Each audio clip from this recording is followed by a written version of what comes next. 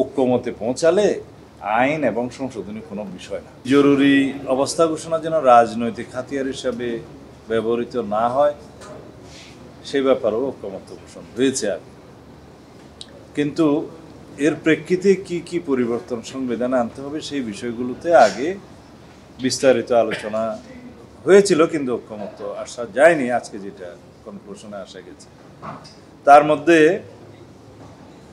Article 141 কতে কি কি বিষয়ে জরুরি অবস্থা ঘোষণা করা যায়, তার মধ্যে যুদ্ধ, বহিরাক্রমণ, এরপরে একটা আভ্যন্তরীণ গোলযোগের কথা বলা আছে। এই আভ্যন্তরীণ গোলযোগ যেহেতু একটা ব্যাপক টার্ম, এটা অপব্যবহার হওয়ার বা করার একটা সুযোগ ছিল, সেই জন্য এইটা বিলুপ্ত করে তদস্থলে কি সংযুক্ত করা যায় সেই বিষয়টা নিয়ে তখনও বিস্তারিত আলোচনা হয়েছে। আজকেও হয়ে একটা সিদ্ধান্ত আসা গেছে যে এই শব্দ দুটোর পরিবর্তে যদি এখানে রাষ্ট্রীয় স্বাধীনতা, সার্বভৌমত্ব এবং অখণ্ডতার প্রতি হুমকি, রাষ্ট্রীয় অখণ্ডতার প্রতি হুমকি বা মহামারী বা প্রাকৃতিক দুর্যোগ, এই শব্দগুলো প্রতিস্থাপনের জন্য আমারও প্রস্তাব ছিল, হাউজের অনেকেরই প্রস্তাব ছিল বিভিন্নভাবে। তো এখানে আরও একটা শব্দ ছিল, সেটা আজকে আর আলোচনায় আসেনি, তা হলো কনস্টিটিউশনাল ক্রাইসিস যদি হয়। এটাও অ্যাগেইন এমন একটা বড় টার্ম যে সেটাকে বিভিন্নভাবে ইন্টারপ্রিট করা যেত, সেই জন্য আমরা আর এদিকে যাইনি। তো এই শব্দগুলো প্রতিস্থাপিত হবে আভ্যন্তরীণ গোলযোগের শব্দ দুটির জায়গায়, এ বিষয়ে ঐক্যমত্য হয়েছে। দ্বিতীয় হলো যে জরুরি অবস্থা ঘোষণার সময় রাষ্ট্রপতির ক্ষমতা, তবে প্রধানমন্ত্রীর প্রতি স্বাক্ষরের বিধান আছে। এই ক্ষেত্রে শুধুমাত্র প্রধানমন্ত্রীর প্রতি স্বাক্ষরের বিধান না রেখে কমিশনের প্রস্তাব ছিল মন্ত্রিসভার অনুমোদন। তো সেই বিষয়ে আমরা ওই দিনেই একমত পোষণ করেছিলাম।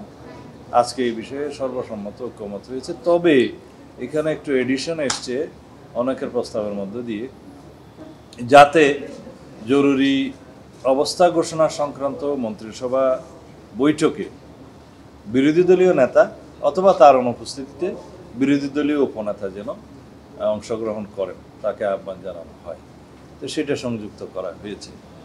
আর জরুরি অবস্থার সময় কি কি বিষয় জরুরি মানে অবস্থার বা জরুরি আইনের বাইরে থাকবে সেই বিষয়ে ওই দিনই সেটা একমত আসা গেছিল যে জীবনের অধিকার, রাইট টু লাইফ, এটা যেন প্রোটেক্টেড থাকে জরুরি আইন ঘোষণা হলেও।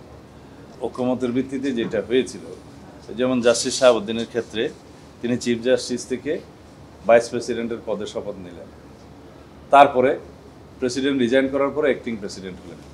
এখানে তো কোনো আইন কানুন করতে হয় না, সেটা ঐক্যমতের ভিত্তিতে হয়েছে। এটা ছিল কনস্টিটিউশনের বাইরে, পরে সেটাকে কনস্টিটিউশনালিটি দেওয়ার জন্য একটা সংবিধান সংশোধনই করতে হয়েছে, যে ওনাকে আবার ব্যাক করানোর জন্য চিফ জাস্টিস হিসাবে।